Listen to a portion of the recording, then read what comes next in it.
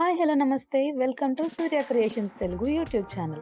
మేము చేసే వీడియోలు కనుక మీకు నచ్చినట్లయితే మా వీడియోని లైక్ చేయండి, షేర్ చేయండి. మీ అభిప్రాయాలు, సలహాలు, సూచనలు కామెంట్ల ద్వారా తెలియజేయండి.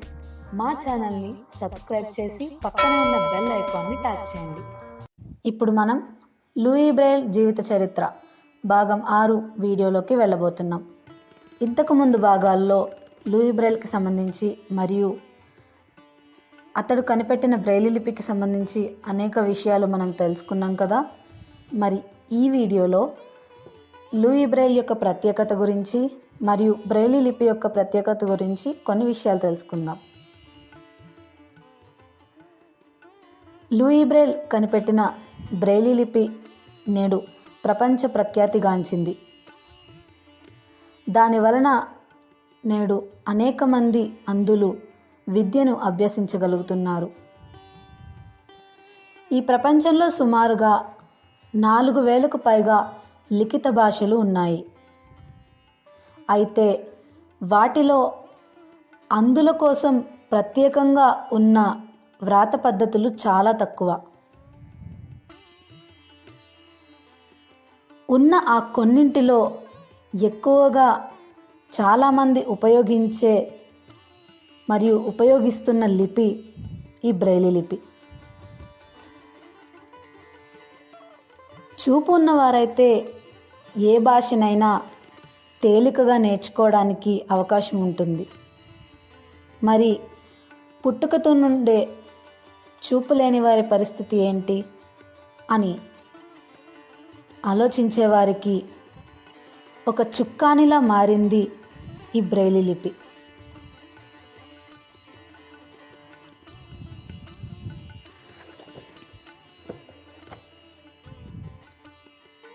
లూయిస్ బ్రెయిలీ కనిపెట్టిన ఈ బ్రెయిలీ లిపి ప్రస్తుతం ఉన్న కంప్యూటర్ భాషకు వీలుగా రూపొందించబడింది. అంటే లూయిస్ బ్రెయిల్ ఎంత ముందు చూపు గల వ్యక్తో అర్థం చేసుకోవచ్చు. అదే లూయి బ్రెయిల్ ప్రత్యేకత.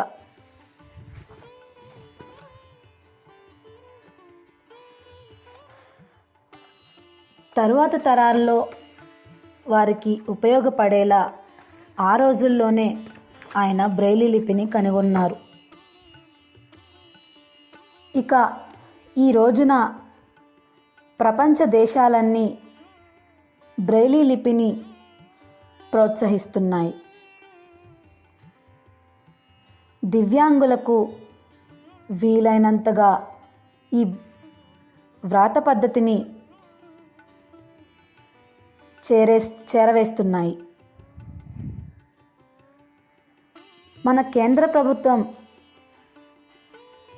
కరెన్సీ నోట్లను రద్దు చేసినప్పుడు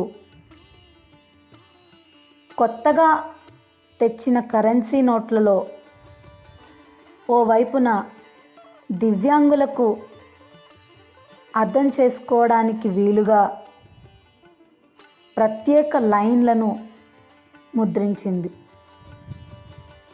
ఇలా ప్రపంచ దేశాలు దివ్యాంగులకు బ్రెయిలీ లిపి ద్వారా అన్ని విషయాలలోనూ తేలికగా అర్థమయ్యేలా మరియు అన్ని విషయాలు తెలిసేలా చేస్తున్నాయి. ఆ చుక్కల వరుసను గుర్తించడానికి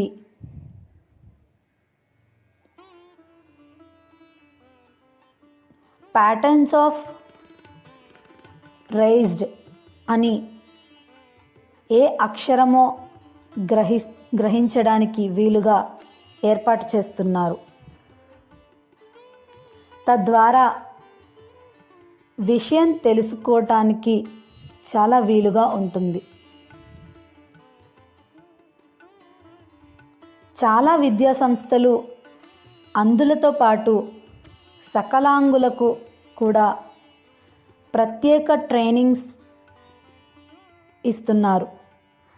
తద్వారా బ్రెయిలీ లిపి నేర్పించి ప్రత్యేక పాఠశాలల్లో స్పెషల్ టీచింగ్ పోస్టులను భర్తీ చేయిస్తున్నారు. అలా స్పెషల్ టీచర్లుగా నియమించి దివ్యాంగులకు బ్రెయిలీతో పాటు ఇతర విద్యాభ్యాసం కూడా చేయించడం జరుగుతుంది.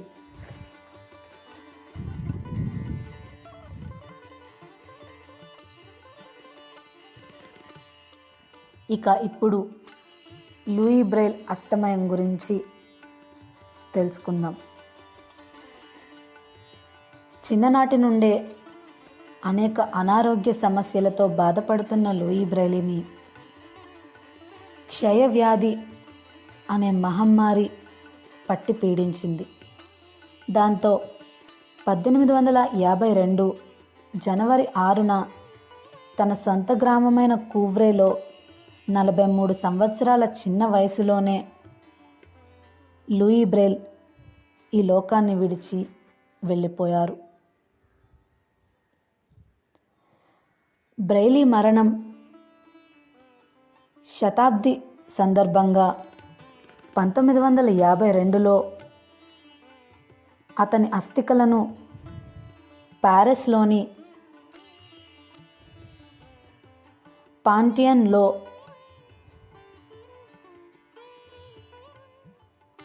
పాంటియన్లోకి మార్చారు.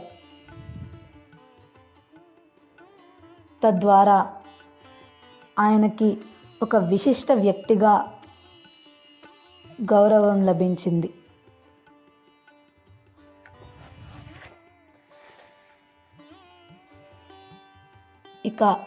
లూయి బ్రెయిల్ ఫ్రాన్స్ ముద్దుబిడ్డగా ఎప్పుడు గుర్తించిందో చూద్దాం.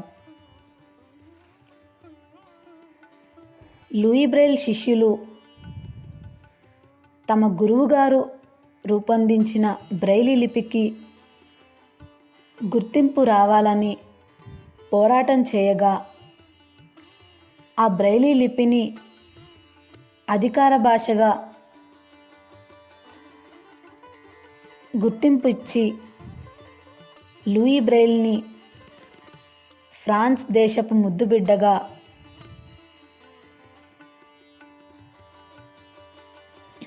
అతనికి బిరుదు ఇచ్చి ఫ్రాన్స్ దేశం కొనియాడింది.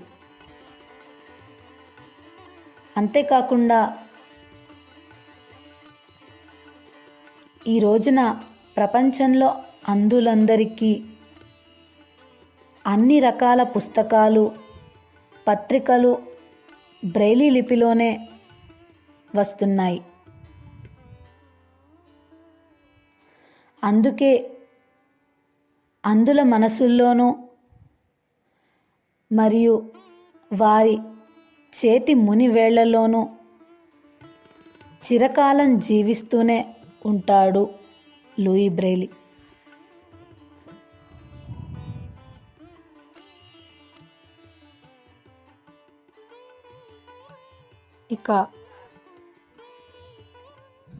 మరికొన్ని విషయాల గురించి తదుపరి భాగంలో తెలుసుకుందామా?